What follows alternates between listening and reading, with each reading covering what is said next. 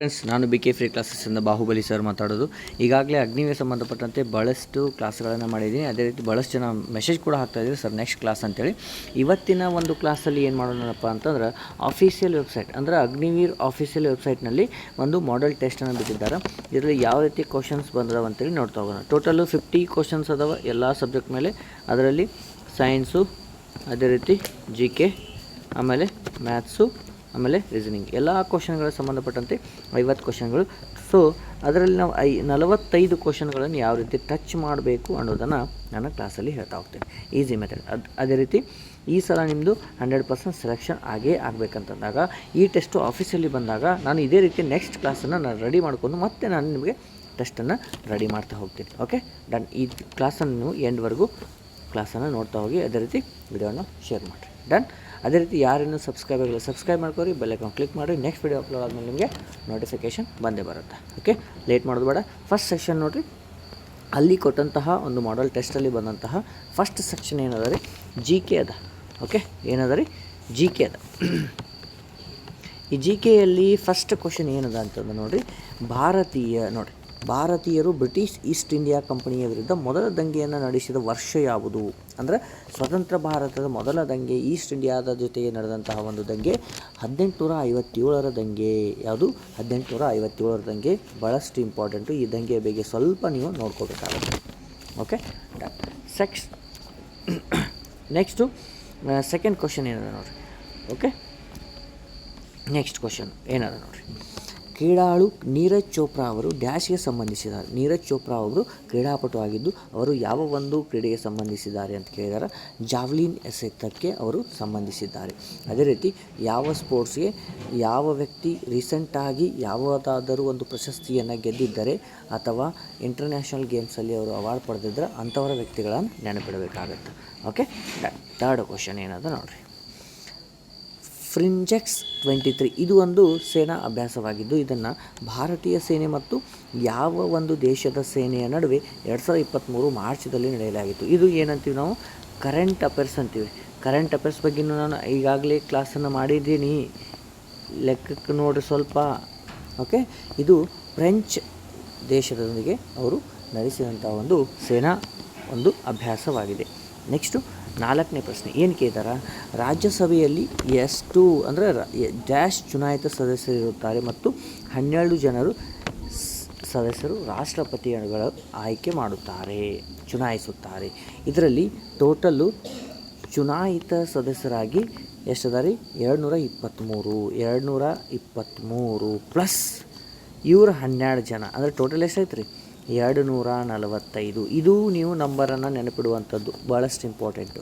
12 ಜನ ಬಿಟ್ಟರೆ ಉಳಿಕಿದ್ದು ಚುನಾಯಿತರನ್ನು ಆಗಿದವರೆಷ್ಟು, 223. Okay, next 5ನೇ ಪ್ರಶ್ನೆಯನ್ನು ನೋಡಿರಿ, ಮಾರ್ಚ್ 2023ರಂತೆ ಅಮಿತ್ ಶಾ ಅವರು ಹುದ್ದೆ ಯಾವುದು? ಇವರ ಹುದ್ದೆ ಏನಾಗಿತ್ತಪ್ಪ ಅಂದರೆ, ಇವರು ಗೃಹ ಸಚಿವರಾಗಿದ್ದರು, ಗೃಹ ವ್ಯವಹಾರದ ಕ್ಯಾಬಿನೆಟ್ ಸಚಿವರು ಆಗಿದ್ದರು. ಈ ಟೆಸ್ಟನ್ನು ಸರ್ ಈಗಲೇ ಬಿಟ್ಟಾರೋ ಏನು ಹಿಂದಿಂದದಂತೆ ತಲೆ ಕೆಡ್ಸ್ಕೋಬೇಡ್ರಿ. ಇದು ಇವಾಗಿನ ಟೆಸ್ಟ್ ಇರ್ಬೋದು ಅಥವಾ ಮೊದಲು ಅಪ್ಲೋಡ್ ಮಾಡಿದಂತಹ ಟೆಸ್ಟ್ ಇರ್ಬೋದು. ಯಾಕಂದ್ರೆ ಕರೆಂಟ್ ಅಫೇರ್ಸ್ಗಳನ್ನು ನೀವು ನೋಡ್ತಾ ಹೋಗ್ರಿ. ಯಾಕಂತಂದ್ರೆ ಭಾಳಷ್ಟು 2 ವರ್ಷಗಳ ಹಿಂದಿನ 3 ವರ್ಷಗಳ ಹಿಂದಿನ ಕರೆಂಟ್ ಅಫೇರ್ಸ್ ಕೇಳಿದ್ದಾರೆ. ಅಂದ್ರೆ ಈಗ ರೀಸೆಂಟಾಗಿ ಕರೆಂಟ್ ಅಫೇರ್ಸ್ಗಳನ್ನು ನೀವು ಮಾಡಬೇಕಾಗುತ್ತೆ. ಇದು ಓಲ್ಡ್ ಕ್ವಶನ್ ಪೇಪರು ಅವರು ಮಾಡೆಲ್ ಟೆಸ್ಟ್ ಆಗಿ ಒಂದು ವೆಬ್ಸೈಟಲ್ಲಿ ಇದ್ದಂತಹ ಒಂದು ಪ್ರಶ್ನೆ ಪತ್ರಿಕೆ ಆಗೈತಿ. ಇದನ್ನು ತಲೆ ಒಳಗೆ ಇಟ್ಕೊಂಬಿಡ್ರಿ. ಓಕೆ, ನೆಕ್ಸ್ಟು 6ನೇ ಪ್ರಶ್ನೆಯನ್ನು ನೋಡಿರಿ, ಡ್ಯಾಶ್ ಎನ್ನುವುದು ಕಾಲದಿಂದ ಕಾಲಕ್ಕೆ ಮಾಡಲಾಗುವ ದೇಶದ ಜನಸಂಖ್ಯೆ ಅಧಿಕೃತ ಎಣಿಕೆ. ಅಧಿಕೃತ ಎಣಿಕೆ ಅಂತಂದ್ರೆ ಇದು ನಮ್ಮದು ಜನಗಣತಿನೇ ಆಗಿರುತ್ತೆ. ಜನಗಣತಿ ಕಾಲಕ್ಕೆ ನಮ್ಮದು ಏನು ಮಾಡ್ತಾರೆ ರೀ, ಕೌಂಟಿಂಗ್ ಆಗ್ಬೇಕಂದ್ರೆ ಅದಕ್ಕೆ ಜನಗಣತಿ ಅಂತಾರೆ. Option number C is right. Next 7ನೇ ಪ್ರಶ್ನೆಯನ್ನು ನೋಡಿರಿ, ಏನದ, ವನ್ಯಜೀವಿಗಳು, ಸಸ್ಯಗಳು ಮತ್ತು ಪ್ರಾಣಿ ಸಂಪನ್ಮೂಲಗಳು ಮತ್ತು ಆ ಪ್ರದೇಶದಲ್ಲಿನ ಬುಡಕಟ್ಟು ಜನರ ಸಾಂಪ್ರದಾಯಿಕ ಬದುಕಿನ ಸಂರಕ್ಷಣೆಗಾಗಿ ಇರುವ ದೊಡ್ಡ ಪ್ರದೇಶಗಳನ್ನು ಏನಂತಾರಂದ್ರೆ ಜೀವಿಗೋಳ ಮೀಸಲು ಪ್ರದೇಶಗಳಂತ ಕರೀತಾರೆ. ಓಕೆ, ಬಯೋಡೈವರ್ಸಿಟಿ ಬರ್ತಾವಲ್ಲ. ಓಕೆ, ಯಾಕಂದ್ರೆ ಭಾಳಷ್ಟು ಇಂಪಾರ್ಟೆಂಟು ಪರಿಸರ ವಿಜ್ಞಾನ, ಸೈನ್ಸ್ ಒಳಗೆ ಪರಿಸರ ವಿಜ್ಞಾನ ಅಂತೇಳಿ ಬರುತ್ತೆ. ಓಕೆ, ಭಾಳಷ್ಟು ಇಂಪಾರ್ಟೆಂಟ್ ಆಗುತ್ತೆ. ಟಾಪಿಕ್ಸ್ಗಳನ್ನು ಯಾವ್ಯಾವ ಅದಾವ ಅಂತೇಳಿ ನೋಡ್ತಾ ಹೋಗಿ. ಇದೇ ರೀತಿ ನಾನು ನೆಕ್ಸ್ಟ್ ಕ್ವಶನ್ನ ರೆಡಿ ಮಾಡ್ತೀನಿ, 50 ಕ್ವಶನ್ಸ್. ಅದೇ ರೀತಿ ಯಮುನಾ ನದಿಯು ಡ್ಯಾಶ್ ಒಂದು ನದಿಯ ಉಪನದಿಯಾಗಿದೆ. ಯಾವ ಒಂದು ನದಿಯ ಉಪನದಿಯಾಗಿದೆ? ಗಂಗಾ ನದಿಯ ಉಪನದಿಯಾಗಿದೆ. ಭಾಳಷ್ಟು ಇಂಪಾರ್ಟೆಂಟು. ನದಿಗಳು ಅದರ ಉಪನದಿಗಳು ಭಾಳಷ್ಟು ಇಂಪಾರ್ಟೆಂಟ್ ಆಗಿರ್ತಾವೆ. Okay, done. ನೆಕ್ಸ್ಟು, ಈ ಕೆಳಗಿನವುಗಳಲ್ಲಿ ಯಾರು 2022ರಲ್ಲಿ ಡಿಸೆಂಬರ್ 12ರಂದು ಗುಜರಾತ್ ರಾಜ್ಯದ ಮುಖ್ಯಮಂತ್ರಿಗಳಾಗಿದ್ದಾರೆ? ಅಂದ್ರೆ ಪ್ರಸ್ತುತ ಯಾವ ರಾಜ್ಯದಲ್ಲಿ ಹೊಸದಾಗಿ ಸಿ ಎಮ್ಗಳಾಗ್ಯಾರ ಅವುಗಳನ್ನ ನೆನಪಿಡಬೇಕು. ಈ 2022 ಕೇಳಿದ್ರೆ ಅಲ್ಲಿ ಅವಾಗಿಂದ ಯಾರಾಗಿದ್ದರು? ಭೂಪೇಂದ್ರ ಪಟೇಲ್ ಅವರಾಗಿದ್ದರು. ಓಕೆ, ಇದು ಭಾಳಷ್ಟು ಓಲ್ಡ್ ಕ್ವಶನ್ ಪೇಪರ್ ಇರ್ಬೋದು ಅಥವಾ ಕರೆಂಟ್ ಪರ್ಸನ್ ಅವರು ಈಗ ಅವಾಗಿಂದ ತೊಗೊಂಡಿರ್ಬೋದು. ಯಾಕಂದರೆ ಈ ಥರ ಕ್ವಶನ್ಸನ್ನು ನೀವು ಓದಬೇಕು ಅಂಥೇಳಿ. Okay, done. ಮಂಗಲ್ ಪಾಂಡೆ ಅವರು ಯಾವ ಒಂದು ಭಾರತೀಯ ಸ್ವತಂತ್ರ ಘಟನೆಯಲ್ಲಿ ಸಂಬಂಧಿಸಿದ್ದಾರೆ? ಮಂಗಲ್ ಪಾಂಡೆ ಅವರು ಯಾವುದಕ್ಕೆ ಸಂಬಂಧಿಸಿದ್ದಾರೆ ಅಂತಂದಾಗ ಸಿಪಾಯಿ ದಂಗೆಗೆ ಅವರು ಭಾಳಷ್ಟು ಹೈಲೈಟ್ ಆಗಿದ್ದರು. ಓಕೆ, ಯಾವುದು? ಸಿಪಾಯಿ ದಂಗೆ. ನೆಕ್ಸ್ಟು, ಪಿಂಗ್ ಪಾಂಗ್ ಎನ್ನುವುದು ಯಾವ ಕ್ರೀಡೆಯ ಇನ್ನೊಂದು ಹೆಸರಾಗಿದೆ? ಇದು ಟೇಬಲ್ ಟೆನ್ನಿಸದ ಇನ್ನೊಂದು ಹೆಸರಾಗಿದೆ. ಇವುಗಳಲ್ಲಿ ಒಂದೊಂದು ಆಟಗಳಲ್ಲಿರುವಂತಹ ಶಬ್ದಗಳು, ಅದೇ ರೀತಿ ಇನ್ನೊಂದು ಹೆಸರು ಏನಂತಾರೆ ಅವುಗಳನ್ನ ನೀವು ನೆನಪಿಡಬೇಕಾಗತ್ತೆ. ನೆಕ್ಸ್ಟು 12ನೇ ಪ್ರಶ್ನೆಯನ್ನು ನೋಡಿರಿ.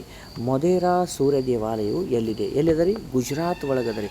ಗುಜರಾತಲ್ಲಿ ಇರುವಂಥದ್ದು ಮೊಧೇರಾ ಸೂರ್ಯ ದೇವಾಲಯ. ಬಹಳಷ್ಟು ಇಂಪಾರ್ಟೆಂಟು. Okay, done. ನೆಕ್ಸ್ಟು 13ನೆಯ ಪ್ರಶ್ನೆಯನ್ನು ನೋಡಿರಿ. ಏನದ? ಭಾರತ ಸರ್ವೋಚ್ಚ ನ್ಯಾಯಾಲಯದ ಯಾವ ನ್ಯಾಯವ್ಯಾಪ್ತಿಯು ರಾಷ್ಟ್ರಪತಿಗೆ ಸಾರ್ವಜನಿಕ ಪ್ರಾಮುಖ್ಯತೆ ಮತ್ತು ಕಾನೂನಿಗೆ ಸಂಬಂಧಿಸಿದ ವಿಚಾರಗಳಲ್ಲಿ ಸಲಹೆಗಳನ್ನು ನೀಡುತ್ತದೆ ಅಂತಂದ್ರೆ ಸಲಹೆ ನೀಡುತ್ತದೆ. ಸಲಹೆ ಮೀನ್ಸ್ ಸಲಹಾ ವ್ಯಾಪ್ತಿನೇ ಬರುತ್ತೆ. Option number A is right, first one. Okay, done. Next 14ನೆಯ ಪ್ರಶ್ನೆಯನ್ನು ನೋಡಿರಿ. ಹರಪ್ಪ ನಾಗರಿಕತೆಯ ದಕ್ಷಿಣ ಕೇಂದ್ರವಾಗಿರುವ ಪುರಾತನ ಧೋಲ್ವೀರಾ ನಗರ ಎಲ್ಲಿದೆ ಅಂತಂದ್ರೆ ರೀ ಅದು ಕೂಡ ಗುಜರಾತ್ ಒಳಗೆ ಅದ ರೀ. ನೋಡಿರಿ ಯಾವ ರೀತಿ ಕ್ವಶನ್ಸನ್ನು ಕೇಳಿರ್ತಾರೆ. ಓಕೆ, ನೆಕ್ಸ್ಟು ಅತಿ ದೊಡ್ಡ ನೋಡಿರಿ, ಈ ಹರಪ್ಪ ನಾಗರಿಕತೆಯಲ್ಲಿ ಅತಿ ದೊಡ್ಡ ನೀರು ಸಂಗ್ರಹಣಾ ಕೇಂದ್ರ ಎಲ್ಲಿ ಅದ ರೀ ಅಂತ ಕೇಳ್ತಾರ. ಭಾಳಷ್ಟು ಇಂಪಾರ್ಟೆಂಟ್. ಜಳಕದ ಅದೊಂದು ಏನಂತಾರಲ್ಲ ಸ್ವಿಮ್ಮಿಂಗ್ ಪೂಲ್ ಅಂತಿರಲಿ ನೀವು, ಅಂತಹ ಒಂದು ಸ್ಥಳ ಎಲ್ಲಿ ಅದ ಭಾಳಷ್ಟು ಇಂಪಾರ್ಟೆಂಟ್. ಭಾಳಷ್ಟು ಅವೇನು ಪಾಯಿಂಟ್ಸ್ಗಳದಾವ. ನೆಕ್ಸ್ಟ್ ಕ್ಲಾಸಲ್ಲಿ ನಾನು ತರಕ್ಕೆ ಹೇಳ್ತೀನಿ. ಓಕೆ, ನೆಕ್ಸ್ಟು 15ನೇ ಪ್ರಶ್ನೆ ಏನದು? ವಾಸ್ತುಶಿಲ್ಪಗಳ ಅದ್ಭುತಗಳ ನಗರವೆನಿಸಿರುವ ಆಗ್ರಾವು ತಾಜ್ ಮಹಲ್ ನೆಲೆಯಾಗಿದೆ. ಹೌದಿಲ್ಲ? ಹೌದೋ ಇಲ್ಲೋ? Very important. ಇಷ್ಟು ನಿಮ್ಮದು ಏನಾಯ್ತಪ್ಪ, ಇವು ನಿಮಗೆ ಜಿ ಕೆ ಸಂಬಂಧಪಟ್ಟಂತೆ ಪ್ರಶ್ನೆಗಳಾಗಿರ್ತವೆ. ನೆಕ್ಸ್ಟ್ ಈಗ ಬರುವಂಥವು ನಿಮಗೆ ಸೈನ್ಸ್ ಸಂಬಂಧಪಟ್ಟಂತೆ ಪ್ರಶ್ನೆಗಳಾಗಿರ್ತವೆ. ಇವು ಕೂಡ 15 ಪ್ರಶ್ನೆಗಳು. Okay, done. ಎಷ್ಟದ? ಟಾಟರಿಕ್ ಆಮ್ಲವು ಯಾವುದರಲ್ಲಿ ಇರುತ್ತದೆ? ಟಾಟರಿಕ್ ಅಂದ್ರೆ ಒಂದು ಹುಳಿ ಪದಾರ್ಥ. ಅದು ಹುಳಿಗಳಲ್ಲಿ ಭಾಳಷ್ಟು ಅದಾವೆ. ಒಂದು ಟೊಮ್ಯಾಟೊ, ಒಂದು ಹುಣಸೆ ಹಣ್ಣು. ಇವುಗಳಲ್ಲಿ ಹುಣಸೆ ಹಣ್ಣುಗಳಲ್ಲಿ ನಮ್ಮದು ಟಾಟರಿಕ್ ಆಮ್ಲಗಳಿರ್ತಾವೆ. ಆಮ್ಲಗಳ ಬಗ್ಗೆ ಪರಿಕಲ್ಪನೆ ಇರಲೇ ಇರಬೇಕು. Okay, done. ನೆಕ್ಸ್ಟ್ ಕ್ವಶನನ್ನು ನೋಡಿರಿ ಏನದ ಅಂಥೇಳಿ. ಸೆಕೆಂಡ್ ಕ್ವಶನ್, ಯಾವ ಕೆಳಗಿನವುಗಳಲ್ಲಿ ಯಾವ ಪ್ರಕ್ರಿಯೆಯಲ್ಲಿ ಶಾಖವು ವಸ್ತುವಿನ ಬಿಸಿ ತುದಿಯಿಂದ ತಂಪಾದ ತುದಿಗೆ ವರ್ಗಾಯಿಸಲ್ಪಡುತ್ತದೆ? ಅಂದ್ರೆ ಒಂದು ಕಬ್ಬಿಣದ ರಾಡನ್ನು ನೀವು ಅಥವಾ ಅಡುಗೆ ಮಾಡುವಾಗ ಸ್ಪೂನನ್ನು ಇಲ್ಲಿ ನೀವು ಹೀಟ್ ಮಾಡಾಕತ್ರಿ ಅಂದ್ರೆ ನೋಡಿ, ಇಲ್ಲಿ ಹೀಟ್ ಮಾಡಾಕತ್ರ ಇಲ್ಲಿಂದ ಟ್ರಾನ್ಸ್ಫರ್ ಆಗಿ ಈ ತುದಿಗೆ ಬರುತ್ತೆ. ಅದಕ್ಕೆ ನೀವು ಏನು ಅಂತೀರಿ ಅಂತೇಳಿ ಕಂಡಕ್ಷನ್ ಅಂದ್ರೆ ವಹನ. ಏನಂತೀವಿ ರೀ? ವಹನ. ಕನ್ನಡದಲ್ಲಿ ವಹನ. Option number B is right.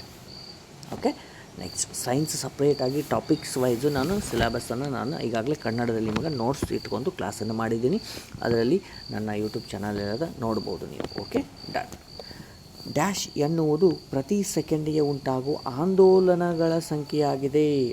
Pendulum ಬರುತ್ತಲ್ರಿ, ಒಂದು ಪೆಂಡುಲಮ್ ಇರುತ್ತೆ ರೀ, ಹಿಂಗಿರುತ್ತೆ. ಇದ್ರ ಕೆಳಗಡೆ ಈ ಕಡೆ ಒಂದು ಲೋಳಕ ಇರುತ್ತೆ. ಇದನ್ನು ಈ ಕಡೆ ತೂಗಿ ಬಿಡ್ತಾರೆ ಮತ್ತು ವಾಪಸ್ ಈ ಕಡೆ ಬರುತ್ತೆ. ಹೌದಿಲ್ರಿ? ಹೌದೋ ಇಲ್ಲೋ? ಇದಕ್ಕೆ ನಾವು ಆವರ್ತನ ಅಂತೀವಿ. ಒಂದು ಸಲ ಹಿಂಗೆ ಹೋಗಿ ಹಿಂಗೆ ಬಂತಂದ್ರೆ ಇದು ಒಂದು ಆವರ್ತನ ಅಂತೀವಿ. ಫ್ರೀಕ್ವೆನ್ಸಿ ಎಫ್ಫಿಂದ ನಾವು ಮಾಡ್ತೀವಿ ಆವರ್ತನ. ಓಕೆ, ನೆಕ್ಸ್ಟು 4ನೆಯ ಪ್ರಶ್ನೆಯನ್ನು ನೋಡಿ. ಕೆಳಗಿನವುಗಳಲ್ಲಿ ಯಾವುದು ವಿದ್ಯುತ್ ಶಕ್ತಿಯ ತಾಪದ ಪರಿಣಾಮವನ್ನು ಆಧರಿಸಿದೆ? ಯಾವುದು ರೀ? ಇನ್ಕ್ಯಾಂಡೆಸೆಂಟ್ ಬಲ್ಬ್ಗಳು ಇವು ನಮ್ಮ ತಾಪದ ಪರಿಣಾಮವನ್ನು ಆಧರಿಸುತ್ತವೆ. ಓಕೆ, 5ನೆಯ ಪ್ರಶ್ನೆಯನ್ನು ನೋಡಿರಿ. 7 ಬಣ್ಣಗಳನ್ನು ಹೊಂದಿರುವ ಬಿಲ್ಲೆಯನ್ನು ವೇಗವಾಗಿ ತಿರುಗಿಸಿದರೆ ಅದು ಯಾವ ಬಣ್ಣದಲ್ಲಿ ಕಾಣುತ್ತದೆ? ನೋಡಿರಿ, ಒಂದು ಕಾಮನ ಬಿಲ್ಲುಗಳಲ್ಲಿ ಇರ್ತೈತಲ್ಲ 7 ಬಣ್ಣಗಳು. ಇವೆಲ್ಲ ನೀವು ಸೈನ್ಸ್ ಸ್ಟೂಡೆಂಟ್ ಆಗಿದ್ರೆ ಗೊತ್ತಾಗುತ್ತೆ. ಇಲ್ಲಪ್ಪ ಅಂತಂದ್ರೆ ಈ ಯಾವುದಾದ್ರೂ ಎಲ್ಲ ಬಣ್ಣಗಳಿರ್ತಾವೆ. ಇದನ್ನು ಜೋರ್ಲೆ ನಾವು ತಿರುಗಿಸಿದ್ರೆ ಫ್ಯಾನ್ ಟೈಪ್ ಇರುತ್ತೆ. ಜೋರ್ಲೆ ತಿರುಗಿದ್ರೆ ನಮ್ಗೆ ಯಾವ ಕಲರ್ ಕಾಣುತ್ತೆ ಅಂದ್ರೆ ವೈಟ್ ಅಷ್ಟೇ ಕಾಣುತ್ತೆ ರೀ. ಅಂದರೆ ಯಾವುದು ರೀ? ಬಿಳಿ ಬಣ್ಣದಲ್ಲಿ ನಮಗೆ ಕಾಣುವಂಥದ್ದು. ಓಕೆ, ನೆಕ್ಸ್ಟ್ 6ನೇ ಪ್ರಶ್ನೆಯನ್ನು ನೋಡಿರಿ. ಡ್ಯಾಶ್ ಎನ್ನುವುದು ಜೈವಿಕ ಘಟಕವಾಗಿದೆ. ಯಾವುದು? ಸಸ್ಯ ಒಂದು ಜೈವಿಕ ಘಟಕ. ಕಂಪ್ಯೂಟರ್ ಅಲ್ಲ, ಪ್ಲಾಸ್ಟಿಕ್ ಅಲ್ಲ, ಗೋಡೆ ಗಡಿಯಾರ ಇವೆಲ್ಲವೂ ಜೈವಿಕ ಘಟಕ. ಅಂದ್ರೆ ಮಣ್ಣಲ್ಲಿ ಹೂತಾಗ ಅವು ನಮ್ಗೆ ವಿಘಟನೆ ಹೊಂದಿ ಅವು ಎಲ್ಲ ಮಣ್ಣಿನ ಜೊತೆಗೆ ಮಿಕ್ಸ್ ಆದ್ರೆ ಅವು ಒಂದು ಜೈವಿಕ ಘಟಕವಾಗಿದ್ದಾಗ. ಸಸ್ಯ ಮಾತ್ರ ನಮ್ಮದು ಜೈವಿಕ ಘಟಕವಾಗಿದೆ. ಓಕೆ, 6ನೇ ಮುಗಿತು. 7ನೇ ಪ್ರಶ್ನೆ. ಇಂಗಾಲದ ಡೈಆಕ್ಸೈಡ್ ಸುಣ್ಣದ ನೀರಿನ ಮೂಲಕ ಹಾದು ಹೋದಾಗ ಏನಾಗ್ತೈತೆ ಅಂದ್ರೆ ಕ್ಯಾಲ್ಸಿಯಂ ಕಾರ್ಬೋನೇಟ್ ರೂಪುಗೊಳ್ಳುತ್ತದೆ. ಅಂಡರ್ಸ್ಟ್ಯಾಂಡ್ ಆಗತ್ತೈತಿ? ಓಕೆ, ವೆರಿ ಇಂಪಾರ್ಟೆಂಟ್ ಆಗುತ್ತೆ. ನೆಕ್ಸ್ಟು ವೀರ್ಯಗಳು ಎಂಬ ಕರೆಯಲ್ಪಡುವ ಪುರುಷ ಜಂಪತಿಗಳನ್ನು ಅಥವಾ ದಂಪತಿಗಳನ್ನು ಈ ಕೆಳಗಿನ ಯಾವುದು ಉತ್ಪಾದಿಸುತ್ತದೆ? ನೋಡಿರಿ, ಈ ವೀರ್ಯ ಅನ್ನೋದು ಒಂದು ಪುರುಷ ಸಂತತಿಯಲ್ಲಿರುವಂತಹ ಅಂದ್ರೆ ಸಂತಾನೋತ್ಪತ್ತಿಗೆ ಒಂದು ಹೆಲ್ಪ್ ಆಗುವಂತಹ ಒಂದು ನಮ್ಮ ಅಂಗದಲ್ಲಿರುವಂತಹ ಒಂದು ವಸ್ತು. ಇದು ಯಾವುದರಿಂದ ಉತ್ಪತ್ತಿಯಾಗುತ್ತದೆ? ವೃಷಣಗಳು ಅಂತೀವಿ ನಾವು. ಓಕೆ, ವೃಷಣಗಳಿಂದ ಉತ್ಪತ್ತಿಯಾಗುತ್ತದೆ. ಓಕೆ, ನೆಕ್ಸ್ಟು 9ನೇ ಪ್ರಶ್ನೆ. ಡ್ಯಾಶ್ ವೈರಾಣುಗಳಿಂದ ಉಂಟಾಗುತ್ತದೆ. ಯಾವುದ್ರಿ? ವೈರಸ್ಗಳಿಂದ ಉಂಟಾಗುತ್ತದೆ ಅನ್ನೋದು ಯಾವುದು ವೈರಸ್ಗಳಿಂದ ಉಂಟಾಗುತ್ತೆ? ಪೋಲಿಯೋ ಒಂದು ವೈರಸ್ನಿಂದ ಉಂಟಾಗುತ್ತದೆ. ಓಕೆ, ನೆಕ್ಸ್ಟ್ 10ನೇ ಪ್ರಶ್ನೆ. ಡ್ಯಾಶ್ ಎಂಬುದು ಕೆಂಪು ಕಂದು ಬಣ್ಣದ ಗ್ರಂಥಿಯಾಗಿದ್ದು ಬಲಭಾಗದಲ್ಲಿ ಹೊಟ್ಟೆಯ ಮೇಲ್ಭಾಗದಲ್ಲಿ ಇರುತ್ತದೆ. ಯಾವುದು? ಯಕೃತ್ತು. ಇದೇ ಒಂದು ಯಕೃತ್ತು ನಮ್ಮ ಹೊಟ್ಟೆಯ ಬಲಭಾಗದಲ್ಲಿ ಮೇಲ್ಭಾಗದಲ್ಲಿ ಇರುತ್ತದೆ. ಕೆಂಪು ಮತ್ತು ಕಂದು ಬಣ್ಣ, ಇದು ಕೂಡ ಭಾಳಷ್ಟು ಇಂಪಾರ್ಟೆಂಟ್ ಕಲರು. ಓಕೆ, ನೆಕ್ಸ್ಟು 11ನೆಯ ಪ್ರಶ್ನೆ ಏನದ ನೋಡಿರಿ. 11ನೇದು ಪಿಂಗ್ ಪಾಂಗ್ ಎನ್ನುವುದು ಯಾವ ಒಂದು ಕ್ರೀಡೆಗೆ ಸಂಬಂಧಿಸಿದೆ? ಇಲ್ಲಿ ಸ್ವಲ್ಪ ಅದು ರಿಪೀಟ್ ಆಗೈತಿ ಕ್ವಶನ್ನು. ಟೇಬಲ್ ಟೆನ್ನಿಸ್ಗೆ ಆಗೈತಿ. ಓಕೆ, ನೆಕ್ಸ್ಟು 12ನೇದು ಸ್ವಲ್ಪ ಮಿಸ್ಟೇಕ್ ಆಗೈತಿ, ವೆಯ್ಟ್ ಮಾಡಿರಿ. ಓಕೆ, 11ನೇ ಪ್ರಶ್ನೆ ಸ್ವಲ್ಪ ಮಿಸ್ಟೇಕ್ ಆಗಿತ್ತು, ಮತ್ತು ಜಿ ಕೆ ರಿಪೀಟ್ ಆಗಿತ್ತು. ಈ ಕ್ವಶನ್ ನೋಡಿ. ಇರುವೆ ಕಚ್ಚಿದಾಗ ಡ್ಯಾಶ್ ಆಮ್ಲವನ್ನು ನಮ್ಮ ಚರ್ಮಕ್ಕೆ ಚುಚ್ಚಲಾಗುತ್ತದೆ. ಇರುವೆ ಕಚ್ಚಿದಾಗ ನಮ್ಗೆ ಸ್ವಲ್ಪ ಉರಿತೈತಲ್ರಿ, ಆವಾಗ ಯಾವ ಆಮ್ಲವನ್ನು ಅದು ನಮ್ಮ ದೇಹಕ್ಕೆ ಕಳಿಸಿರ್ತಪ್ಪ ಅಂತಾರೆ? ಫಾರ್ಮಿಕ್ ಆಮ್ಲ ಅಂತೀವಿ. ಯಾವುದು? ಫಾರ್ಮಿಕ್ ಆಮ್ಲ ಅಂತೀವಿ. Okay, done. 12ನೇ ಪ್ರಶ್ನೆಯನ್ನು ನೋಡಿರಿ. ಕೆಳಗಿನವುಗಳಲ್ಲಿ ರಾಸಾಯನಿಕ ಬದಲಾವಣೆ ಯಾವುದು? ರಾಸಾಯನಿಕಗಳಿಂದ ಬದಲಾವಣೆ ಯಾವುದಾಗುತ್ತೆ ಅಂತ ಕೇಳಿದಾಗ ಹಣ್ಣುಗಳು ಮಾಗುವುದು. ಅಂದ್ರೆ ಹಣ್ಣುಗಳು ಈಗ ಹಸಿ ಇರ್ತಾವೆ, ಇನ್ನೂ ಹಣ್ಣಾಗಿರ್ತಲ್ಲ, ಆ ಹಣ್ಣಾಗುವ ಒಂದು ಪ್ರಕ್ರಿಯೆ ನಮ್ಮದು ರಾಸಾಯನಿಕ ಬದಲಾವಣೆ ಅಂತೀವಿ. ನೆಕ್ಸ್ಟು 13ನೇ ಪ್ರಶ್ನೆಯನ್ನು ನೋಡಿ. 13ನೇ ಪ್ರಶ್ನೆ ಏನಾಗೈತಪ್ಪ ಅಂತಂದ್ರೆ ಯಾವಾಗಲೂ ವಸ್ತುವಿನ ಗಾತ್ರದಷ್ಟೇ ದೊಡ್ಡದಾದ ಪ್ರತಿಬಿಂಬವನ್ನು ರೂಪಿಸುತ್ತದೆ. ಇದು ನಿಮ್ಮ ಮಸೂರಗಳ ಮೇಲೆ ಅಂತ ಬಂದಂಥ ಒಂದು ಕ್ವಶನ್. ಇಲ್ಲಿ ಯಾವಾಗಲೂ ದೊಡ್ಡದಾದಂಥ ಒಂದು ತೋರಿಸ್ತೈತಪ್ಪ ಅಂತಂದ್ರೆ ಅದು ಯಾವುದಂತಂದ್ರೆ ಸಮತಲ ಮಸೂರ ಅಂತೀವಿ. ಸಮತಲ ಮಸೂರ ಯಾವಾಗಲೂ ಒಂದು ಗಾತ್ರದಷ್ಟೇ ದೊಡ್ಡದಾದ ಪ್ರತಿಬಿಂಬವನ್ನು ತೋರಿಸ್ತೈತಿ. ಓಕೆ, 14ನೇ ಪ್ರಶ್ನೆಯನ್ನು ನೋಡಿರಿ. ಈ ಡ್ಯಾಶ್ ಸಸ್ಯಗಳು ಎಲೆಗಳ ಅಂಚುಗಳಲ್ಲಿ ಮೊಗ್ಗುಗಳನ್ನು ಹೊಂದಿರುತ್ತದೆ. ಯಾವ್ರಿ? ಬಯೋಫೈಲಮ್ಗಳನ್ನು ಅವರು ಎಲೆಗಳಲ್ಲಿ ಮೊಗ್ಗುಗಳನ್ನಾಗಿ ಅವು ಹೊಂದಿರುತ್ತವೆ. ನೆಕ್ಸ್ಟು 15ನೇ ಪ್ರಶ್ನೆಯನ್ನು ನೋಡಿ. ಡ್ಯಾಶ್ ಎನ್ನುವುದು ದ್ರವ್ಯದ ದ್ರವ ಸ್ಥಿತಿಗೆ ಒಂದು ಉದಾಹರಣೆ. ನೀರು, ಉಳಿಕೆದೆಲ್ಲ ಘನಸ್ಥಿತಿಗಳು, ಇವೆಲ್ಲ ಏನ್ರಿ? ಘನಸ್ಥಿತಿಗಳಾಗಿರ್ತವೆ. ಇದು ಮಾತ್ರ ದ್ರವ ಸ್ಥಿತಿಗೆ ಇರುತ್ತೆ. ಓಕೆ, ಇದು ನಮ್ದು ಏನಾಗೈತೆ ರೀ, ಅವರು ಮಾಡೆಲ್ ಟೆಸ್ಟಲ್ಲಿ ಇರುವಂತಹ ಸೈನ್ಸ್ ಕ್ವಶನ್ಸ್ ಆಗಿರ್ತವೆ. ಇನ್ನು ನೆಕ್ಸ್ಟು ಮ್ಯಾಥ್ಸ್ ಕ್ವಶನ್ಗಳು ಯಾವ ರೀತಿ ಅದಾವೆ? Very very important. ಇಲ್ಲೇ ನಿಮ್ಮದು ಸ್ಕೋರಿಂಗ್ ಆಗುತ್ತೆ.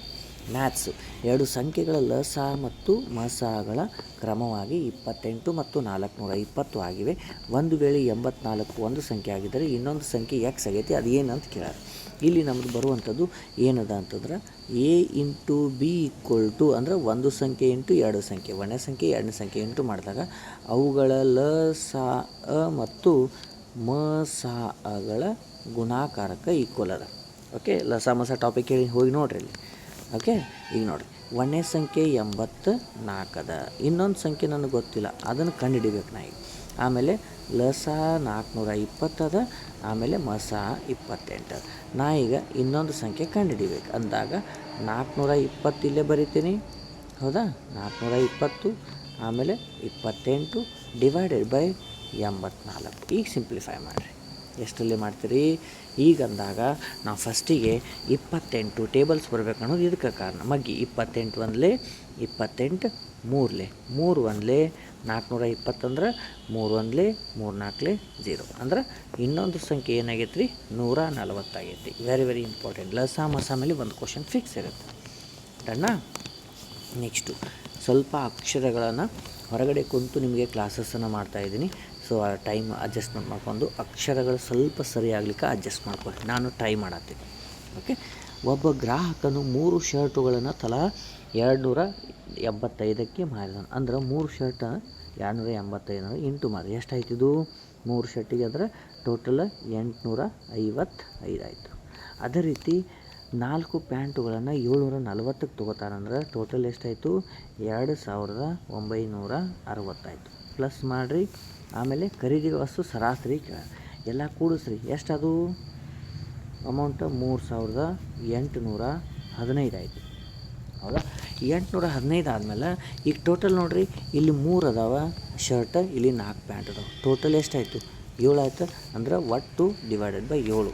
ಸರಾಸರಿ ಅಂದಾಗ ಒಂದಕ್ಕೆ ಎಷ್ಟು ಅಂತಂದಾಗ 7 ಒಂದಲೇ 7 5ಲೇ 35, 7 4ಲೇ 7 5ಲೇ ಅಂದ್ರೆ 545.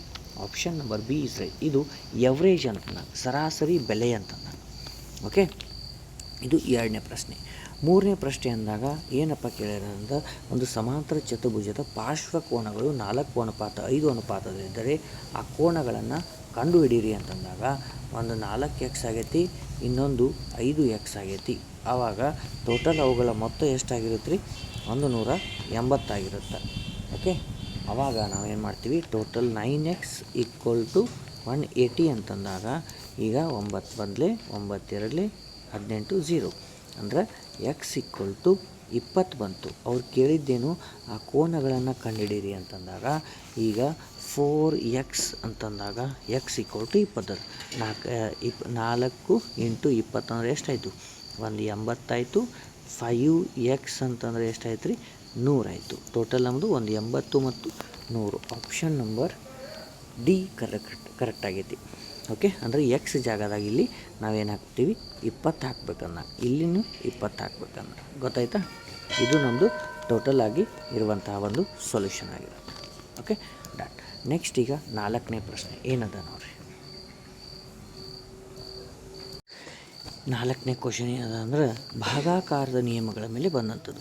ಭಾಗಾಕಾರ ನಿಯಮ ಅಂತಂದಾಗ ಇಲ್ಲಿ ಒಂದು ಸಂಖ್ಯೆಯನ್ನು ಕೊಟ್ಟಾರೆ, 2344. ಇದು ಯಾವ ಸಂಖ್ಯೆಯಿಂದ ಭಾಗ ಹೋಗುತ್ತದೆ? 5ರಲ್ಲೇ ಹೋಗ್ಬೇಕಂದ್ರೆ ಕೊನೆಯಲ್ಲಿ ನಮ್ಮದು 0 ಇರಬೇಕು, ಇಲ್ಲ 5 ಇರಬೇಕು. ಇದು ಹೋಗಂಗಿಲ್ಲ. 3ರಲ್ಲೇ ಅಂದ್ರೆ ಕೂಡಿಸ್ರಿ. 4 4 8 8 3 11 12. ಇದು ಹೋಗಂಗಿಲ್ಲ. 6ರಲ್ಲೇನೂ ಹೋಗಂಗಿಲ್ಲ. ಉಳಿದದ್ದು 4ರಲ್ಲೇ ಭಾಗ ಹೋಗ್ಬೇಕಂದ್ರೆ ಕೊನೆಯ 2 ಸಂಖ್ಯೆಗಳು 4ರಿಂದ ಭಾಗ ಹೋಯ್ತಪ್ಪ ಅಂದ್ರೆ ಈ ಪೂರ್ಣ ಸಂಖ್ಯೆ 4ರಲ್ಲಿ ಭಾಗ ಹೋಗುತ್ತೆ. ಅಂದ್ರೆ option number B is right. Okay. ಇದು ನಮ್ಮದು ಸರಿಯಾದ ಉತ್ತರ. ನೆಕ್ಸ್ಟು 5ನೇ ಕ್ವಶನ್. ಇದು ಆಪ್ಷನು ಅದು ಯಾವ ರೀತಿ ಕೊಟ್ಟಿದ್ದಾರೆ ಅನ್ನೋದು ಬಿಟ್ಟುಬಿಡ್ರಿ. ಅವ್ರು ಕೇಳಿದ ಕ್ವಶನ್ಗೂ ನಮ್ಗೆ ಆನ್ಸರ್ ಏನದ ಅಂತೇಳಿ ಕರೆಕ್ಟಾಗಿ ನಾನು ಹೇಳ್ತಾ ಹೋಗ್ತೀನಿ. ಓಕೆ. ಈಗ ನಮಗೂ ಸಿ ಮತ್ತು ಡಿಗಳ ಒಂದು ಸ್ತಂಭಗಳ ನಡುವಿನ ಅನುಪಾತ, ಅವ್ರ ಪೇಮೆಂಟು 2:3. ಅದೇ ರೀತಿ ಸಿ ಮತ್ತು ಇಗಳದ್ದು ಎಷ್ಟದ ಅಂತಂದ್ರೆ 1:4 ಆಗೈತಿ. ಈಗ ನನಗೆ ಇಲ್ಲಿ 2 ನೋಡಿರಿ, ಸಿ ಸೇಮ್ ಅದಾವಿಲ್ಲ. ಹಂಗಿದ್ದಾಗ ನನಗೆ ಇಲ್ಲಿ 2 ಇದ್ದರೆ ಇಲ್ಲಿ 2 ಆಗಬೇಕು ಅಂದಾಗ ನಾ ಇದಕ್ಕೆ ಏನು ಮಾಡ್ತೀನಿ? ಇಂಟು 2 ಮಾಡ್ತೀನಿ. ಅವಾಗ ನನಗೆ ಹೊಸದಾಗಿ ಬರುವಂತಹ ಅನುಪಾತ ಎಷ್ಟು ರೀ? ಇದು 2:3. ಆಮೇಲೆ ಇದೊಂದು 2:8 ಏನದ ರೀ? 2 2 4 4 8. ಈಗ ನನಗೆ ಸಿ ವ್ಯಾಲ್ಯೂ ಕರೆಕ್ಟ್ ಆಯಿತು. ಹೌದೇದೋ ಇಲ್ಲೋ? ಹೌದು. ಈಗ ಕೇಳುವಂಥದ್ದು ನಮಗೇನು ಬರ್ತಪ್ಪ ಅಂತಂದ್ರೆ ಸಿ ಅನುಪಾತ, ಓಕೆ, ಸಿ ಅನುಪಾತ ಡಿ ಅನುಪಾತ ಇ ಅಂತಂದ್ರೆ 2:3:8. ಓಕೆ. ಏನಾಗತ್ತೆ ಗೊತ್ತಾಯ್ತಲ್ಲ? 2 ಆಮೇಲೆ 3:8. ಇದು ನಮಗೆ ಬಂದಂಥದ್ದು ಆನ್ಸರು. ಆದರೆ ಅವ್ರು ಕೇಳಿದಂಥದ್ದು ಏನದ ಅಂದ್ರೆ ನೆಕ್ಸ್ಟ್ ಮಾಡ್ತೀನಿ. ಡಿ ಅನುಪಾತ ಇ ಅಂದರೆ ಎಷ್ಟು ಅಂತಂದಾಗ ನಮ್ಮದು ಟೋಟಲ್ ಡಿ ಎಷ್ಟದ ರೀ? 3 ಅದ. ಇ ಎಷ್ಟದ? 8 ಅದ. ಅದನ್ನು ನಾವು ಏನು ಮಾಡಬೇಕು? 3/8 ಅಂತಂದಾಗ ಅದಕ್ಕೆ ಡಿವೈಡೆಡ್ ಬೈ ಮಾಡಿದ್ಮೇಲೆ ಎಷ್ಟು ಬರುತ್ತೆ ರೀ? 0.375. ಇದು ನಮ್ಮದು ಫೈನಲ್ ಆನ್ಸರ್ 0.375. ಎಲ್ಲಿದೆ ರೀ 0.375 ಅದನ್ನು ಇಲ್ಲ ಅಂತಂದಾಗ ಸ್ವಲ್ಪ ಆಪ್ಷನ್ಗಳಲ್ಲಿ ಮಿಸ್ಟೇಕ್ ಆಗಿತ್ತು. ಅವ್ರು ಏನು ಕೇಳ್ಯಾರ ನೋಡ್ರಿ, ಡಿ ಯ ಸಂಬಳ ಮತ್ತು ಇ ಯ ಸಂಬಳಗಳ ನಡುವಿನ ಅನುಪಾತವನ್ನು ಕಂಡುಹಿಡಿಯಿರಿ. ಸಿ ಮತ್ತು ಡಿ ಕಂಡುಹಿಡಿದ್ವಿ ನಾವು. ಸಾರಿ, ಇಲ್ಲಿ ಏನು ಮಾಡಿ ನೋಡ್ರಿ, ಅವ್ರು ಏನು ಕೇಳ್ಯಾರ ಡಿ ಮತ್ತು ಇ ಡಿ ಮತ್ತು ಇ ಅಂದ್ರೆ 3 ಮತ್ತು 8. ಹೌದು ಇಲ್ರಿ? ಕರೆಕ್ಟ್ ಅದ. 3 ಮತ್ತು 8 ಕರೆಕ್ಟ್ ಅದ. ನಡುವಿನ ಅನುಪಾತ ಅಂದಾರೇನ್ರಿ ಅವರು? ಒಂದು ನಿಮಿಷ. ಓಕೆ, ನಾವು ಮಾಡಿವಲ್ಲ ಸೊಲ್ಯೂಷನು, ಅದು ನಮ್ಮ ಪ್ರಕಾರ ಈಗ ಕರೆಕ್ಟಾಗಿದೆ. ಅಲ್ಲಿ ಆಪ್ಷನ್ ಒಳಗೆ ಮಿಸ್ಟೇಕ್ ಆಗಿದೆ, ಅದನ್ನು ಬಿಟ್ಬಿಡ್ರಿ. Okay, done. ಈ ರೀತಿ ನಾವು ಮಾಡಬೇಕಾಗತ್ತೆ. ನೆಕ್ಸ್ಟು 6ನೇ ಪ್ರಶ್ನೆಯನ್ನು ನೋಡಿರಿ ಏನದ. 36 ಡಿಗ್ರಿಯ ಪೂರಕ ಕೋನವನ್ನು ಅಂತಂದಾಗ ನಮ್ಮದು 90 ಡಿಗ್ರಿ, ಪೂರಕ ಕೋನ 90 ಡಿಗ್ರಿ. ಈಗ ಅವರು ಕೊಟ್ಟಂಥದ್ದು 36ರ ಪೂರಕ ಕೋನ ಅಂದರೆ ಎಷ್ಟು ಕೂಡಿಸಿದ್ರೆ ಅದಕ್ಕೆ 90 ಡಿಗ್ರಿ ಆಗಿತ್ತು. 90ರಾಗ 36 ತೆಗೆದುಬಿಡ್ರಿ, ಎಷ್ಟಾಯಿತು? 54 ಡಿಗ್ರಿ ನಮ್ಮದು ಪೂರಕ ಕೋನ ಆಗೈತಿ. Option number D is right. Okay, next question. ಇಲ್ಲಿ ಕೊಟ್ಟಂಥದ್ದು ಏನು ರೀ, ಇದು a² + b² = 85. ನೆಕ್ಸ್ಟ್ ಏನೈತಿ, a + b = 1 ಅದ. ಅವ್ರು ಕೇಳಿದ್ದೇನದ ರೀ, ಎ ಬಿ = ಕ್ವಶನ್ ಮಾರ್ಕ್. ಇಲ್ಲಿ ಒಂದು ಫಾರ್ಮುಲಾ ಬರುತ್ತೆ. ಏನು ಬರುತ್ತೆ ರೀ, a² ಓಕೆ ಪ್ಲಸ್ b² ಏನದ ರೀ ನಮ್ಮದು ಫಾರ್ಮುಲಾ? ಇದು ಬೇಡ ನಮಗೆ, a + b² ಮಾಡಿದ್ರು ಬರುತ್ತೆ. Okay, a + b² = a² + b² + 2ab. Okay, ಇವುಗಳನ್ನ ನಾವು ವ್ಯಾಲ್ಯೂಸನ್ನು ಹಾಕೋಣ. a + b ಅಂದರೆ ಎಷ್ಟದ ರೀ? 1 ಅದ.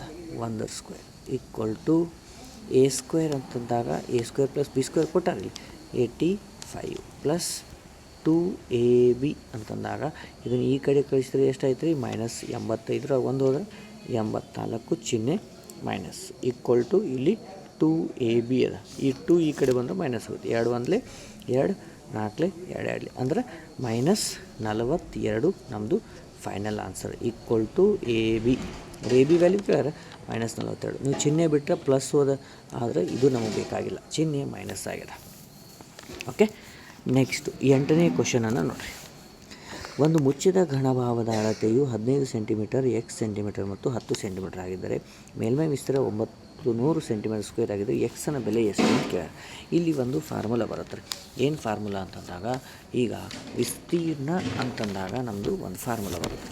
ಏನಪ್ಪ ಅಂತಂದಾಗ ಏನದ ನೋಡಿರಿ, a = ಏನದ ರೀ 2 × LB + BH + HL. ಇದು ನಮ್ಮದು ಫಾರ್ಮುಲಾ. ಇಲ್ಲಿ ನಾವು ವ್ಯಾಲ್ಯೂಸನ್ನು ಹಾಕಬೇಕಾಗುತ್ತೆ. ಟೋಟಲ್ ಏರಿಯಾ ಎಷ್ಟು ಕೊಟ್ಟಾರಿ? 900 ಕೊಟ್ಟಾರ. ಈಗ 2 × L ವ್ಯಾಲ್ಯೂ ಎಷ್ಟು ಅದ ರೀ? ಇದು L, ಇದು B, ಇದು H. ಈಗ ನೋಡಿರಿ, L × B ಅಂದಾಗ 15 × X ಅಂದ್ರೆ 15X, B × H ಅಂದಾಗ X × 10 ಅಂದ್ರೆ 10X + H × L ಅಂದಾಗ 10 × 15 ಅಂದ್ರೆ 150. ಈಗ ಈ 2 ಈ ಕಡೆ ಬಂದರೆ ಡಿವೈಡೆಡ್ ಬೈ ಆಗುತ್ತೆ. 900 / 2 ಅಂತಂದಾಗ 450 ಆಗುತ್ತೆ. ಹೌದಾ? 450ರಲ್ಲಿ ಈ 150 ಈ ಕಡೆ ತೊಗೊಂಡು ಮೈನಸ್ ಆಯಿತು. 15 ಅಂದ್ರೆ ಇದು 25X ಆಯಿತು. ಹೌದಾ? ಈಗ ಟೋಟಲ್ ನಮಗೆ ಎಷ್ಟು ಉಳಿತು ನೋಡಿರಿ, 450ಆಗ 150 ಹೋದ್ರೆ 300 ಉಳಿತ. ಈ 300ಆಗ = 25X ಅದ ಅಂದಾಗ ನಮಗೆ X = ಏನು ಬಂತಂದ್ರೆ 300 / 25 ಅಂತಂದಾಗ 25 1 25 ಎಷ್ಟರಲ್ಲೇ ರೀ? 1 ಮತ್ತು 25 2 ಅಂದ್ರೆ ನಮಗೆ ಸಿಗುವಂತಹ ಅಲ್ಲಿ ಬಿ ವ್ಯಾಲ್ಯೂ ಎಷ್ಟಪ್ಪ ಅಂತಂದರೆ X ವ್ಯಾಲ್ಯೂ 12 ಸೆಂಟಿಮೀಟರ್ ಆಗಿರುತ್ತೆ. Option number A is right. Okay, ಏನಾದ್ರು ಡೌಟ್ ಇಲ್ಲಲ್ಲ? Formula very important. Done. Previous years ಎಲ್ಲ ಕ್ವಶನ್ಸನ್ನು ನಾನು ಬರೆದಿದ್ದೀನಿ. ಟೈಮ್ ಮಾಡಿಕೊಂಡು ನಾನು ಕ್ಲಾಸನ್ನು ಮಾಡ್ತೀನಿ. ಭಾಳಷ್ಟು ಜನ ಮೆಸೇಜ್ ಮಾಡ್ತಿದ್ದೀರಿ, ಮಾಡೇ ಮಾಡ್ತೀನಿ. Next 9ನೇ question. ಪ್ರಿಯಾ ಅವರು 5 ನಿಮಿಷಗಳ ಕಾಲ 6 ಕಿಲೋಮೀಟರ್ ಪರ್ ಅವರ್ ವೇಗದಲ್ಲಿ ಕಾಲ್ನಡಿಗೆಯಲ್ಲಿ ಶಾಲೆಗೆ ತೆರಳುತ್ತಾರೆ. ಪಾರ್ಥ ಅವರು ಅದೇ ದೂರವನ್ನು 4 ನಿಮಿಷಗಳಲ್ಲಿ ಕ್ರಮಿಸಿದರೆ ಅವರ ವೇಗ ಎಷ್ಟು ಅಂತ ಕೇಳಿದ್ದಾರೆ. ಇಲ್ಲಿ ನಮಗೆ S1 ಮತ್ತು S2 ಎರಡು ಅದಾವ್ರಿ. ಅದೇ ರೀತಿ ನಮಗೆ ಟೈಮು ಕೂಡ ಚೇಂಜಸ್ ಅದಾವೆ. T2 = T. ಹೌದಾ? ಇಲ್ಲಿ ನೋಡಿರಿ, S1 ನಮಗೆ 6 ನಿಮಿಷದಾಗ ಹೋಗ್ತಾರೆ ಅವರು, ಪ್ರಿಯಾ ಅವರು 6 ಕಿಲೋಮೀಟ್ರ್ ವೇಗದಲ್ಲಿ. ಇವರು ಗೊತ್ತಿಲ್ಲ ನನಗೆ ಇದು ಎಷ್ಟು, ಹಂಗೆ ಬರೆದ್ಬಿಡ್ತೀನಿ. ಟೈಮನ್ನು ಇಲ್ಲಿ ಇವರು 4 ನಿಮಿಷಗಳನ್ನು ಅವರು ಪಾರ್ಥ ಅವರು ತೊಗೊಂಡ್ರೆ ಇಲ್ಲಿ ಎಷ್ಟು ತೊಗೊತಾರೆ, T1 ಇವರು 5 ನಿಮಿಷಗಳನ್ನ ತೊಗೊತಾರೆ. ಇದನ್ನು ನಾವು ಪ್ಯಾಟ್ರನ್ನಾಗಿ S2 ಆ ಕಡೆ ಕಳಿಸ್ಕೊಂಡು ಈ ಕಡೆ ಏನಾಗತ್ತೆ ರೀ, 6 × 5 / 4 ಅಂತಂದಾಗ 6 ಇಲ್ಲಿ 30 / 4 ಅಂದಾಗ ಇದನ್ನು ಸಿಂಪ್ಲಿಫೈ ಮಾಡಿರಿ. 4 1 4 7 28, ಆಮೇಲೆ 4 5 20 ಅಂದ್ರೆ kilometre per hour. 7.5 kilometre per hour ಇದು ನಮ್ಮದು ಆನ್ಸರ್ ಆಗೈತಿ. ಯಾವುದು? 7.5. Option number B is right. Okay, next ಈಗ 10ನೆಯ ಪ್ರಶ್ನೆಯನ್ನು ನೋಡಿರಿ. ಒಂದು ವೇಳೆ X ಅನುಪಾತ Y 3:4 ಆಗಿದ್ರೆ Y ಅನುಪಾತ Z 2 ಆಗೈತಿ. XYZ ಎಷ್ಟು? ಇಲ್ಲಿ ಕೂಡ ನಮಗೇನಾಗೈತೆ ಅಂದ್ರೆ ಈ ಆಪ್ಷನ್ಗಳನ್ನು ಬಿಟ್ಟುಬಿಡ್ರಿ. ಕೆಲವೊಂದು ಏನು ಮಿಸ್ಟೇಕ್ ಆಗಿರುತ್ತೆ ಬಿಟ್ಟುಬಿಡ್ರಿ. ಈಗ ನಾನು ಹೇಳ್ತೀನಿ ನೋಡಿರಿ, X ಅನುಪಾತ Y ಅದ, Y ಅನುಪಾತ Z ಅದ. ಈಗ ನೆಕ್ಸ್ಟ್ ಏನಾಗುತ್ತೆ ರೀ ಅಂತಂದಾಗ ಅವುಗಳ ಕೆಳಗೆ ಬರಬೇಕು. ಓಕೆ, ಈಗ ಏನದ ಇಲ್ಲಿ 3:4, ಆಮೇಲೆ ಇಲ್ಲಿ Y ಕೆಳಗೆ Y 2 / ಅನುಪಾತ 5 ಅಂದಾಗ. ಓಕೆ, ಇಲ್ಲಿ ಮುಂದ್ಗಡೆ ಖಾಲಿ ಇದ್ದಂತಹ ಜಾಗದಲ್ಲಿ ಹಿಂದ್ಗಡೆ ಇರುವಂಥ ನಂಬರ್ ಬರೆದು ಹಿಂದ್ಗಡೆ ಖಾಲಿ ಇದ್ದಾಗ ಮುಂದ್ಗಡೆ ನಂಬರ್ ಬರಿಬೇಕು. ಈಗ ನಮಗೆ ಸಿಗುವಂಥದ್ದು X ಅನುಪಾತ Y ಅನುಪಾತ Z. ಓಕೆ, 3 2 6, ಆಮೇಲೆ 4 2 8, 5 2 10 ಇವೆಲ್ಲ ಒಂದ ಮಗ್ಗಿ ಒಳಗೆ ಹೋಗ್ತಾವೆ. ಯಾವುದ್ರ ಮಗ್ಗಿ? 2 ಮಗ್ಗಿ. ಅಂದ್ರೆ 2 3 6, 2 4 8, 2 5 10 ಅಂದ್ರೆ 3:4:5 ಇದು ನಮ್ಮದು ಫೈನಲ್ ಆನ್ಸರ್. ಓಕೆ, ನೆಕ್ಸ್ಟು 11ನೆಯ ಪ್ರಶ್ನೆಯನ್ನು ನೋಡಿರಿ. ಏನದ? ಸಿಂಪ್ಲಿಫಿಕೇಷನ್. 45 / 63 ದಶಮಾಂಶಕ್ಕೆ ಪರಿವರ್ತಿಸಿ. 2 ಸ್ಥಾನಗಳ ನಂತರ 2 ಸ್ಥಾನ ಪಾಯಿಂಟ್ ಆದಮೇಲೆ 2 ಇರುವಂಗೆ ಫಸ್ಟಿಗೆ ಇದು ಡಿವೈಡೆಡ್ ಬೈ ಎದರಲ್ಲಿ ಹೋಗುತ್ತಪ್ಪ ಅಂತಂದ್ರೆ ಎಷ್ಟರಲ್ಲಿ ಹೋಗುತ್ತೆ ರೀ? 9ರಲ್ಲಿ ಹೋಗುತ್ತಿಲ್ಲ? 9ರಲ್ಲಿ. 9 5 45, 9 7 63 ಅಂದಾಗ ನಮಗೆ ಸಿಗುವಂಥದ್ದು ಈಗ 5 / 7 ಸಿಕ್ತು ಅಂತಂದಾಗ ಎಷ್ಟು ಬಂತು ರೀ? 0.50 ಆಯಿತು. 7 7 49, ಮತ್ತು 7 1 7 ಅಂಕೆ ಅಂದ್ರೆ 714 ಅಂದರೆ 2 ಅಂಕೆ ಅಂತಂದ್ರೆ ಇವು 2 ಅಷ್ಟೇ. 0.71 ಆಪ್ಷನ್ ನಂಬರ್ 1 ಇದು. ಓಕೆ, ನೆಕ್ಸ್ಟು 12ನೇ ಪ್ರಶ್ನೆಯನ್ನು ನೋಡಿ. ಏನದು? 83 / 500 ಏನದ ರೀ? 83 / 500 ಶೇಕಡಾಗೆ ಪರಿವರ್ತಿಸಿ ಅಂತಂದಾಗ, ಪರ್ಸೆಂಟೇಜ್ಗೆ ಪರಿವರ್ತನೆ ಮಾಡಿದಾಗ ನಾವು ಫಸ್ಟಿಗೆ ಇದಕ್ಕೆ ಇಂಟು ಮಾಡ್ತೀವಿ. ಇವೆರಡು 0 ಇವೆರಡು 0, ಆಮೇಲೆ ನಾವು 5ರಲ್ಲೇ ನಾವು ಡಿವೈಡ್ ಮಾಡಿದ್ರೆ 5 1 5 1 5, 5 6 ಮತ್ತು 5 6 ಅಂದ್ರೆ 16.6%. ಪರ್ಸೆಂಟೇಜ್ ತೆಗೆದಾಗ ಏನು ಮಾಡ್ತೀವಿ? 16.6 / 100 ಬರೆದಾಗ ನಮಗೇನಾಗುತ್ತೆ ರೀ? 0.166 ಆಗುತ್ತೆ. ಎಲ್ಲದ ರೀ? Option number C is right. Very simple. Okay, done. 13ನೇ ಪ್ರಶ್ನೆಯನ್ನು ನೋಡಿರಿ.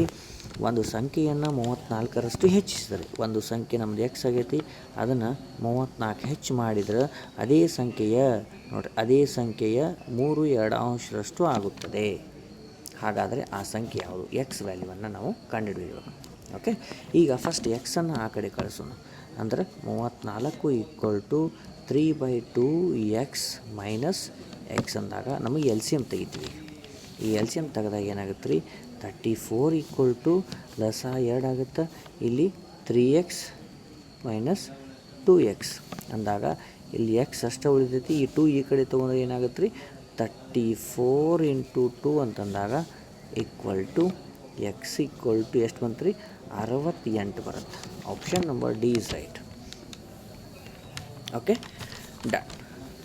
ನೆಕ್ಸ್ಟು 14ನೇ ಪ್ರಶ್ನೆಯನ್ನು ನೋಡಿರಿ. ಇಲ್ಲಿ ಸರಾಸರಿ ಕಂಡುಹಿಡಿ ಅಂದಾಗ ಇವೆಲ್ಲವುಗಳನ್ನು ಕೂಡಿಸ್ಬೇಕು. ಕೂಡಿಸ್ರಿ ಎಷ್ಟು ಅದಾವ ಎಲ್ಲ ಕೂಡಿಸಿದ್ರೆ 102 ಆಯಿತು. ಟೋಟಲ್ ನಂಬರ್ ಎಷ್ಟು ಅದಾವೆ? ಇದು 1 2 3 4 5 6 ಅದಾವೆ. ಡಿವೈಡೆಡ್ ಬೈ 6 ಅಂದಾಗ 6 1 6, ಆಮೇಲೆ 6 ಎಷ್ಟು 4 ಉಳಿತು, 6 7 42, ಅಂದ್ರೆ 17 ಸರಾಸರಿ ಬಂದಂಗೆ. ಓಕೆ, ನೆಕ್ಸ್ಟು 15ನೇ ಪ್ರಶ್ನೆಯನ್ನು ನೋಡಿರಿ. ಇಲ್ಲಿ ಅಜಯ್ ಅವರು 1,80,000 ಮೊತ್ತವನ್ನು ವಿಜಯ್ ಅವರಿಗೆ 8% ವಾರ್ಷಿಕ ಸರಳ ಬಡ್ಡಿಯಲ್ಲಿ ಸಾಲ ನೀಡುತ್ತಾರೆ. ಹಾಗೆಯೇ ವಿಜಯ್ ಅವರು 9 ತಿಂಗಳುಗಳ ನಂತರ ನೋಡಿರಿ, ಟೈಮನ್ನು 9 ತಿಂಗಳು ಕೊಟ್ಟಾರಂದ್ರೆ ಅಲ್ಲಿ ನಾವು ವರ್ಷಗಳಲ್ಲಿ ಕನ್ವರ್ಟ್ ಮಾಡಬೇಕು. ಅಂದರೆ 9 ಡಿವೈಡೆಡ್ ಬೈ 12 ಮಾಡಬೇಕು. ಅಂದಾಗ ಇದನ್ನು ಮತ್ತೆ ಇನ್ನು ಸಿಂಪ್ಲಿಫೈ ಮಾಡ್ಬೋದು. 3 3 9 3 4 12, ಅಂದ್ರೆ T equal to 3 divided by 4 ಅಂತ ನಾವು ಯೂಸ್ ಮಾಡ್ಬೋದು. ಓಕೆ, ಈಗ ನಾವು ಏನದ ರೀ ಸೂತ್ರ, ಬಡ್ಡಿ ಕಡಿ ಕಂಡುಹಿಡಿ ಅಂದಾಗ ಏನದ ರೀ P T R divided by 100 ಅದ. ಇಲ್ಲಿ ಪಿ ಎಷ್ಟದ 1,80,000 ಅದ. ಓಕೆ, ಇಂಟು ಹೌದು ವಾರ್ಷಿಕ ಬಡ್ಡಿ ದರ 8 ಅದ. ಟೈಮ್ ಎಷ್ಟದ ರೀ 3/4 ಅದ, ಡಿವೈಡೆಡ್ ಬೈ 100. ಇದನ್ನು ನಾವು ಸಿಂಪ್ಲಿಫೈ ಮಾಡಿದರೆ ಮುಗೀತು. ಇವೆರಡು 0 ಹೋಯಿತು. ನೆಕ್ಸ್ಟು 4 1 4 2 3 6 18 6 ಎಷ್ಟು 18 6 100 100 1 ಅಂದ್ರೆ 108, ಅಂದರೆ 108,000. ಇದು ನಮ್ಮದು ವಾರ್ಷಿಕವದ್ದು ಬಡ್ಡಿ ದರವಾಗಿರುತ್ತೆ. 9 ತಿಂಗಳ ಬಡ್ಡಿ ಆಗಿರುತ್ತೆ. Option number A is right. ಇದು ನಮ್ಮದು ಮ್ಯಾಥ್ಸ್ಗೆ ಸಂಬಂಧಪಟ್ಟಂತೆ. ಇನ್ನು ರೀಸನಿಂಗ್ ಲಾಸ್ಟ್ 5 ಕ್ವಶನ್ಗಳದಾವ ರೀ, ಆದಷ್ಟು ಬೇಗ ನಾವು ಮುಗಿಸ್ಬಿಡೋಣ ರೀ. Okay, done. 5 ಕ್ವಶನ್ಗಳನ್ನು ನೋಡಿರಿ. ಫಸ್ಟಿಗೆ ಏನದ 5 ಕ್ವಶನ್? ಫಸ್ಟಿಗೆ ಕೊಟ್ಟಂಥದ್ದು ಇಂಗ್ಲೀಷ್ ಆಂಗ್ಲ ಭಾಷೆಯ ಅನುಕ್ರಮ ಸರಿಯಾದ ಒಂದು ವ್ಯವಸ್ಥೆಯಲ್ಲಿ ಬರೀರಿ ಅಂತಂದಾರೆ. ನೋಡಿ, ಫಸ್ಟಿಗೆ ರ್ಯಾಟ್ ಅದ, ನಾ ಬರೀತೀನಿ. ಫಸ್ಟಿಗೆ ರ್ಯಾಟ್ ಅದ, ಆಮೇಲೆ ಏನದ ರೀ ಜಾಟ್ ಅದ, ಆಮೇಲೆ ಏನದ ಗೆಟ್ ಅದ, ಆಮೇಲೆ ಏನದ ಯು ಅದ, ಆಮೇಲೆ ಏನದ ಕೌ ಅದ. ಓಕೆ, ಫಸ್ಟಿಗೆ ಎ ಬಿ ಸಿ ಡಿ ಒಳಗೆ ಫಸ್ಟ್ ಯಾವ್ದು ಬರುತ್ತೆ ರೀ? ಇದು ಬರುತ್ತೆ. ಅಂದ್ರೆ ಫಸ್ಟ್ನೇದು ಯಾವುದು? 5 ಬರುತ್ತೆ. 5 ಎಲ್ಲದ್ರಾಗೈತಿ. ಓಕೆ, ನೆಕ್ಸ್ಟ್ ಯಾವ್ದು ಬರುತ್ತೆ ನೋಡಿರಿ? ನೆಕ್ಸ್ಟ್ ಯಾವ್ದು ಬರುತ್ತೆ ರೀ? ಸಿ ಆದಮೇಲೆ ಯಾವ್ದು ಬರುತ್ತೆ? ಜಿ ಬರುತ್ತೆ. ಅಂದರೆ ಯಾವ್ದು ಬರುತ್ತೆ? 5 ಆದಮೇಲೆ ಯಾವುದು? 3ನೇದು ಬರುತ್ತೆ. 5 ಆದಮೇಲೆ 3 ಎಲ್ಲದ ರೀ? ಅಂದರೆ ಇದಿಲ್ಲ, ಹೋಯ್ತು ಒಂದು ಆಪ್ಷನ್.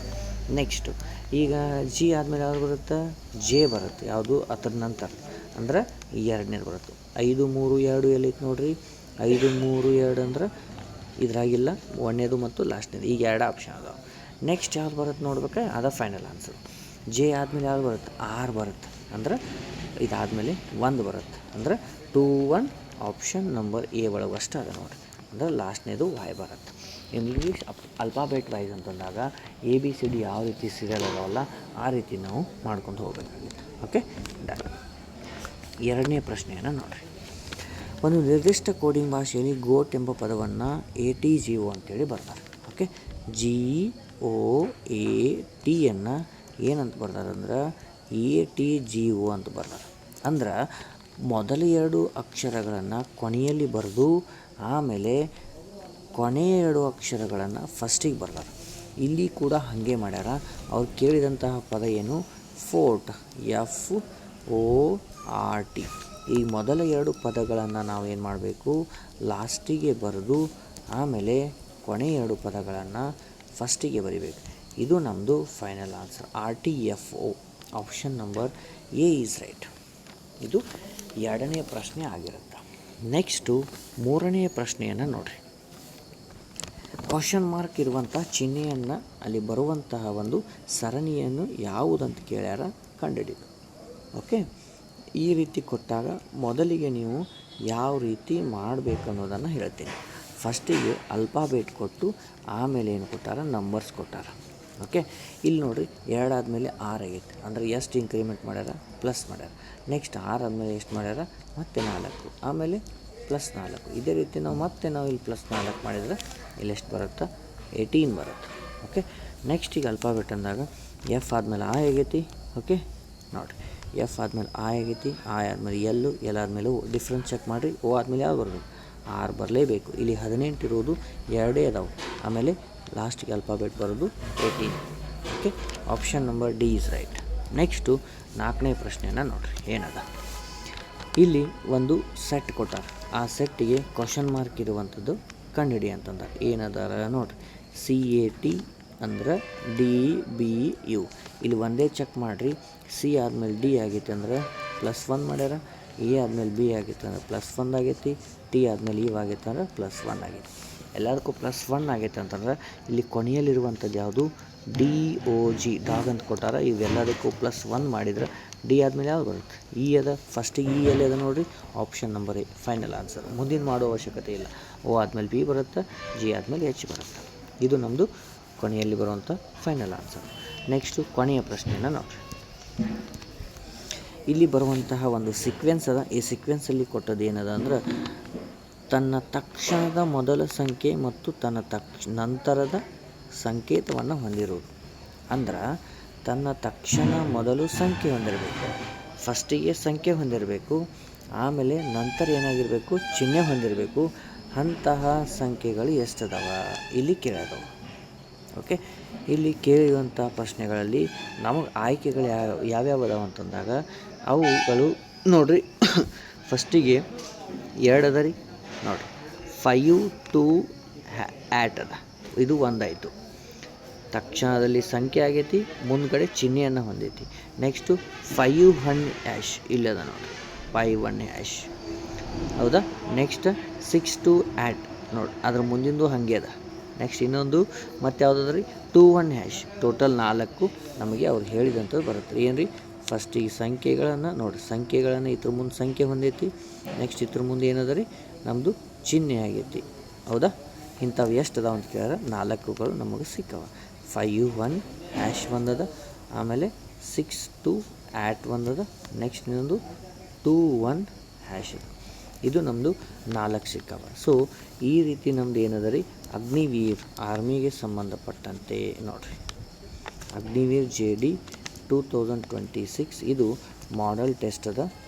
ಅದೇ ರೀತಿ ಇದು ಅವಾಗಿಂದೋ ಬೇಕಾಗಿಲ್ಲ, ಆದ್ರೆ ವೆರಿ ಇಂಪಾರ್ಟೆಂಟ್. ಇದೇ ರೀತಿ ನಾನು ಮೋಸ್ಟ್ ಇಂಪಾರ್ಟೆಂಟ್ ಅಂತೇಳಿ ನಾನು ನೆಕ್ಸ್ಟಲ್ಲಿ 50 ಕ್ವಶನ್ಸ್ ಇರುವಂತಹ ಒಂದು ಟೆಸ್ಟನ್ನು ರೆಡಿ ಮಾಡಿ ನಿಮಗೆ ಅಪ್ಲೋಡ್ ಮಾಡಿರ್ತೀನಿ. ಅದೇ ರೀತಿ ವಿಡಿಯೋನ ಸಬ್ಸ್ಕ್ರೈಬ್ ಮಾಡಿರಿ, ಬೆಲ್ ಐಕಾನ್ ಕ್ಲಿಕ್ ಮಾಡಿರಿ. ಮತ್ತೆ ಮುಂದಿನ ಕ್ಲಾಸಲ್ಲಿ ಭೇಟಿ ಆಗ್ತೀನಿ. ಜೈ ಹಿಂದ್.